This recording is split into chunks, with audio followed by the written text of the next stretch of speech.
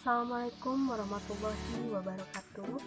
Halo semuanya, kami dari kelompok 4. Di sini kita akan memaparkan materi mengenai hukum ran atau seringkali kita sebut dengan gadai.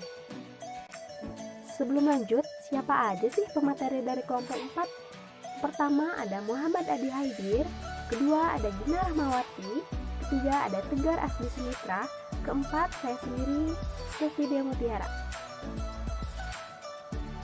Ada yang tahu apa sih ran itu? Ran atau gadai adalah menjadikan suatu benda yang mempunyai nilai harga nilai ekonomis milik nasabah atau rahim sebagai jaminan atau marhun atas hutang atau pinjaman yang diterima, sehingga pihak yang menerima gadai atau murtahin memperoleh jaminan atau kepercayaan untuk dapat mengambil kembali seluruh atau sebagian piutangnya bila pihak yang menggadaikan tidak dapat membayar utang pada waktu yang ditentukan. Istilah ran sendiri berasal dari bahasa Arab loh, yang berarti gadai, atau juga dikenal dengan istilah al-habsi. Secara etimologinya, aran artinya tetap dan lama, sedangkan al-habsu berarti penahanan terhadap suatu barang dengan hak sehingga dapat dijadikan sebagai pembayaran dari barang tersebut. Dengan demikian, makna gadai atau ran dalam bahasa hukum perundang-undangan disebut sebagai barang jaminan, agunan, dan rengguhan. Rahan apa aja sih? Landasan hukum gadai syariah. Rahan dasar atau landasan hukum gadai syariah atau disebut dengan rahan terdapat dalam Al-Quran, Al-Hadis, dan ijma ulama, yaitu sebagai berikut. Al-Quran.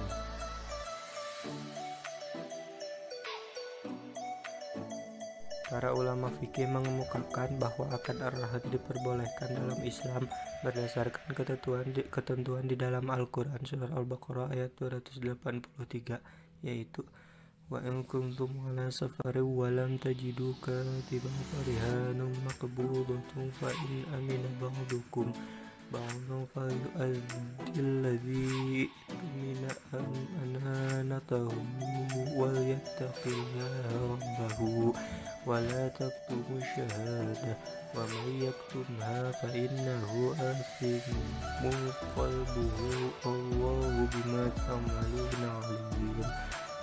Jika kamu dalam perjalanan dan bermuamalah tidak secara tunai, sedang kamu tidak memperoleh seorang penulis, maka hendaklah ada barang tanggungan yang dipegang oleh yang berpiutang. Akan tetapi jika sebagian kamu mempercayai sebagian yang lain, maka hendaklah yang dipercayai itu menunaikan amanatnya, hutangnya, dan hendaklah ia bertakwa kepada Allah Tuhannya, dan janganlah kamu para saksi menyembunyikan persaksian, dan barang siapa yang menyembunyikannya maka sesungguhnya ia adalah orang yang berdosa hatinya, dan Allah Maha mengetahui apa yang kamu kerjakan.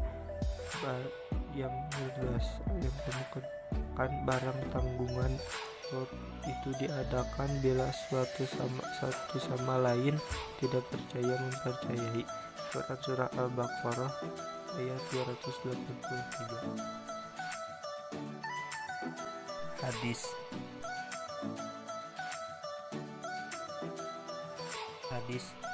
Ulama fikih sepakat mengatakan bahwa akad al-rahan itu diperbolehkan karena banyak kemaslahatan yang terkandung di dalamnya dalam rangka hubungan antar sesama manusia.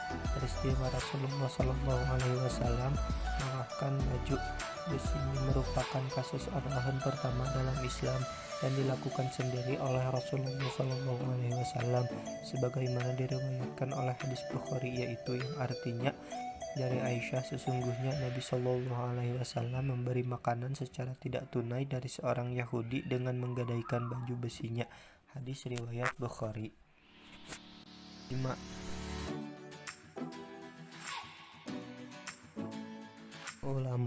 Para ulama telah menyepakati bahwa al-qad boleh dilakukan. Kesepakatan ulama ini didasari tabiat manusia yang tidak bisa hidup tanpa pertolongan dan bantuan saudaranya, Tidak ada seorang pun yang memiliki segala barang yang ia butuhkan. Oleh karena itu, pinjam-meminjam sudah menjadi satu bagian dari kehidupan di dunia ini. Islam adalah agama yang sangat memperhatikan segenap kebutuhan umatnya. 25.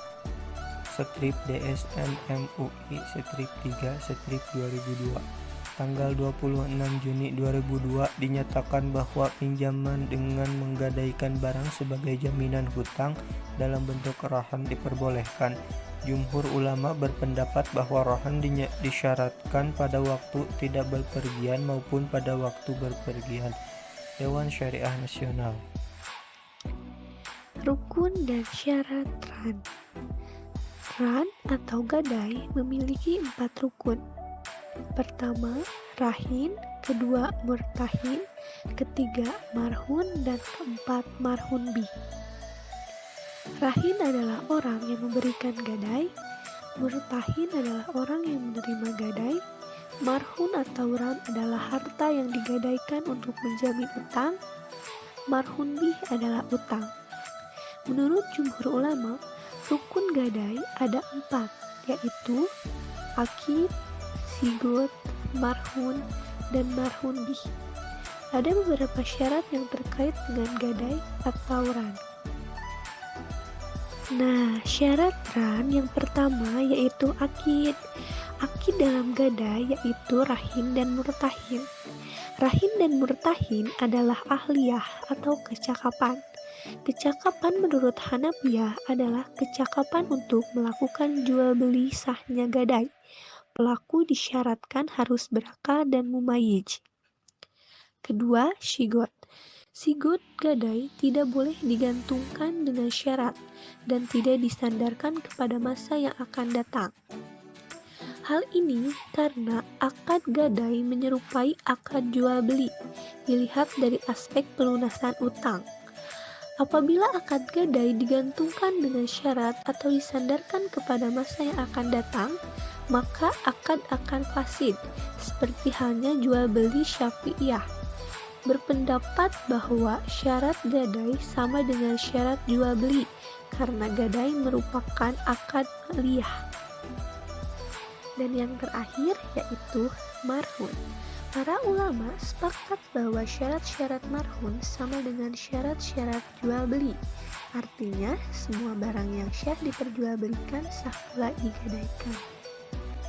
Hai semuanya, nama saya Tegar Asti Sumitra dengan nomor pokok mahasiswa 6020220048 akan menjelaskan pemanfaatan marhun. Namun, dalam memanfaatkan barang yang digadaikan oleh rahin atau penggadai kepada murtahin atau penerima gadai, para ulama berbeda pemikiran. Jumhur fuqaha berpendapat bahwa murtahin tidak memiliki hak untuk mengambil manfaat dari barang gadai atau marhun tersebut. Meskipun rahin mengizinkan, karena hal tersebut termasuk kepada pinjaman yang menarik manfaat, karena semua pinjaman yang menarik manfaat termasuk riba. Dari Ibrahim, ia menyatakan bahwa Rasulullah SAW bersabda, setiap hutang atau pinjaman yang menghasilkan manfaat adalah riba. Hadis riwayat Ibnu Abi Sawiyah. 1. Pendapat ilmu Safiyah. Ulama Safiyah berpendapat bahwa yang memiliki hak dalam pemanfaatan barang gadai atau marhun adalah rohin, meskipun marhun tersebut berada di bawah kekuasaan murtahin. Kedua, pendapat ulama Malikiyah. Murtahin boleh memanfaatkan barang gadai atas izin pemilik barang gadai atau rohin atau disyaratkan waktu akad, dan marhun tersebut berupa barang yang dapat diperjualbelikan serta ditentukan batasan waktu penggadaian tersebut secara jelas. Hadis Rahmat Safei 20.01.74. Jika tidak maka menjadi batal pendapat Malikiyah ini berdasar kepada hadis Nabi Muhammad SAW, yaitu dari Umar bahwasanya Rasulullah SAW bersabda, hewan seseorang tidak boleh diperah tanpa seizin pemiliknya. Hadis riwayat Bukhari. 3. Pendapat ulama Hanabilah. Ulama Hanabilah membagi marhun menjadi 2 jenis, yaitu hewan dan bukan hewan. Apabila barang gadai berupa hewan atau kendaraan, murtahin boleh memanfaatkannya mengendarai atau menungganginya dan memerah susunya hanya untuk mengganti biaya pemeliharaannya. Tetapi apabila barang gadai berupa kebun, rumah, tanah, sawah, dan sebagainya, maka tidak boleh mengambil manfaatnya kecuali ada izin dari pemilik barang gadai atau rohin. 4. Pendapat Hanafiyah. Ulama Hanafiyah berpendapat tidak ada perbedaan antara pemanfaatan barang gadai yang mengakibatkan kurangnya harga atau tidak. Alasannya adalah hadis Nabi Muhammad SAW dari Abu Sholih dari Abu Hurairah. Sesungguhnya Nabi SAW bersabda, barang jaminan utang dapat ditunggangi dan diperah, serta atas dasar menunggangi dan memerah susunya wajib menafkahi. Hadis riwayat Bukhari. Kesimpulan ulama bahwa pada dasarnya memanfaatkan barang gadai atau marhun tidak diperbolehkan karena memanfaatkan barang gadai tidak lepas dari kirod dan setiap kirod yang mengalir manfaat adalah riba. Kecuali barang yang digadaikan itu berupa hewan ternak yang bisa diambil manfaatnya seperti susunya atau ditunggangi dan rohin memberi izin untuk memanfaatkan barang tersebut, maka penerima gadai boleh memanfaatkannya sebagai ganti atas biaya pemeliharaan hewan yang dijadikan marhun tersebut. Yang diperbolehkan adalah upaya dalam pemeliharaan terhadap barang gadai yang ada pada murtahin, sehingga sebagai timbal baliknya murtahin boleh memanfaatkan benda gadai tersebut atau marhun. Terima kasih. Selanjutnya ada gadai konvensional dan gadai syariah. Apa sih perbedaan gadai konvensional dan gadai syariah? Gadai konvensional memungut biaya dalam bentuk bunga yang bersifatnya itu akumulatif dan berlipat ganda. Sedangkan pada gadai syariah itu tidak berbentuk bunga, tetapi berbentuk biaya penitipan, pemeliharaan, penjagaan, dan penaksiran. Jadi singkatnya itu gadai syariah lebih kecil dan hanya sekali dikenakan. Jadi sudah jelas bahwa ran boleh dilakukan karena kegiatan tersebut sudah dilakukan oleh Rasulullah SAW. Cukup sekian dari kelompok 4. Mohon maaf bila ada kesalahan kata dari penyampaian materi kali ini. Billahi taufiq wal hidayah. Wassalamualaikum warahmatullahi wabarakatuh.